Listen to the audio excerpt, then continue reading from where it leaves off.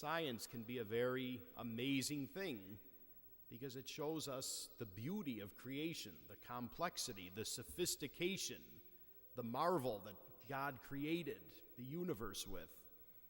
So some of us may enjoy reading about scientific findings or may enjoy going to science museums because it feels good to be amazed. Maybe some of us are into literature or movies, whatever kind of genre we prefer.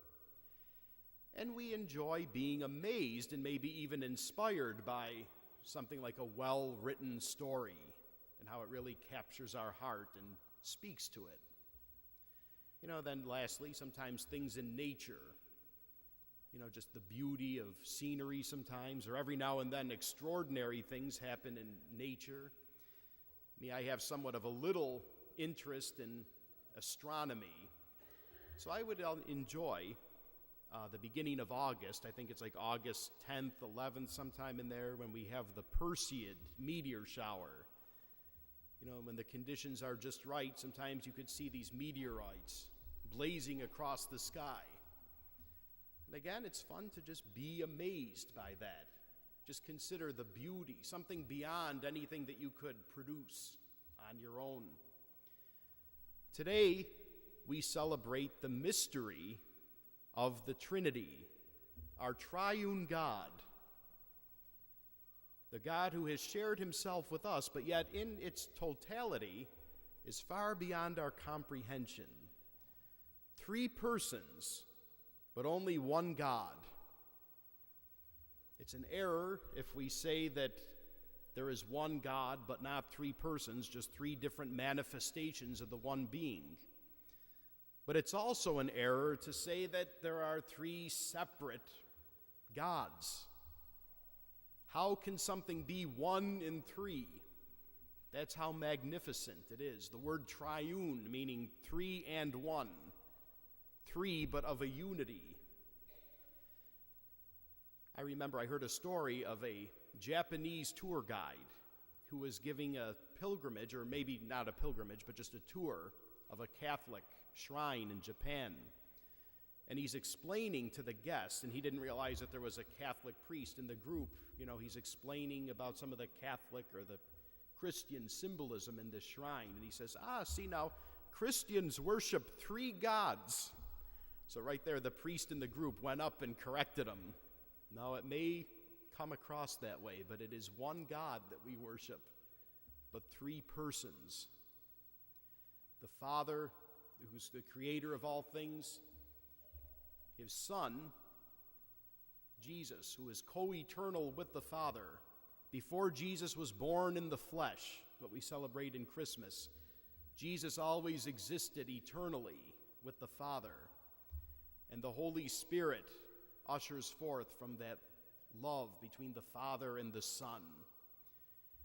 But there was never a time when all 3 persons did not exist, even though it was not realized until Christ brought his revelation to us. The triune God was always in existence.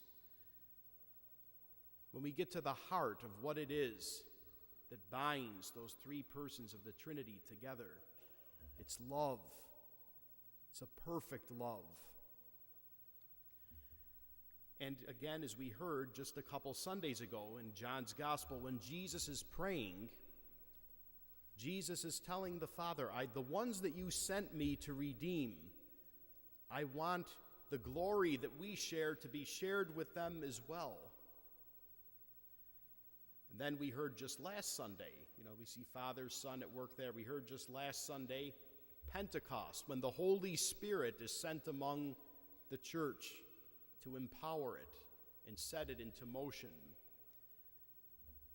So it's not possible to think about the Trinity without thinking or without acknowledging of the place, our welcome within that love, within that exchange that Jesus has paved the way for, that Jesus has mediated in order for us to be raised up to.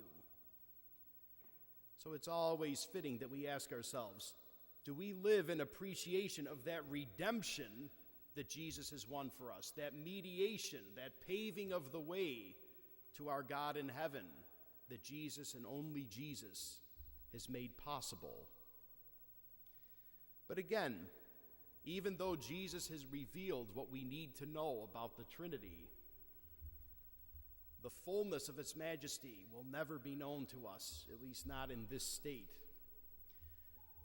There's a story that some of you may be familiar with about St. Augustine. He, like other theologians, spent a great deal of time pondering, studying, meditating, writing about the Trinity. He came up with a work of several chapters called De Trinitate. And there's a story that during that time, when he had this profound interest in the Trinity, he was walking along the shore one day, and he saw this little kid, this little boy, who dug a hole in the sand. And then he's taking water from the sea and putting it into this little hole that he made. And as Augustine approached him, he asked him, "What are you doing there, kid?" And he said, "Well, I want to put the sea into this hole." And he said, "You can't do that. You can't. There's no way you could put something that big, and cram it into something that's that small." And then the boy said to him, "I know, and that's how you are with the Trinity." And that's just how it is. Our understanding right now is way too small to fully comprehend something that is that far beyond us. And for those who sometimes are skeptical of the existence of God, and ponder and think, is there really a God? Is there really, a triune God, three persons, just one God? Well, something that is that far beyond our comprehension, something that is that counterintuitive to our usual ways of thinking, it's pretty hard to believe that that concept can be a human fabrication. The St. Anselm did a lot of studying, playing with that idea. If God is greater than what we can imagine, God can't be then just a figment of our imagination. So may we take this day as an opportunity to not attempt the impossible of racking our brains trying to figure out, all the intricate workings of the Trinity and what it means in its fullness.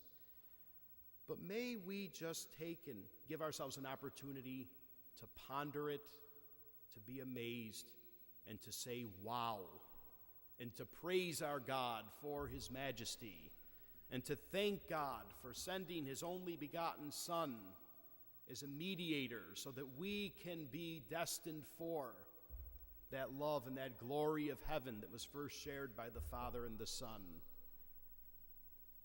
And we can thank God for not stopping that love when sin has gotten in its way, when we harmed ourselves, when we put ourselves out of touch.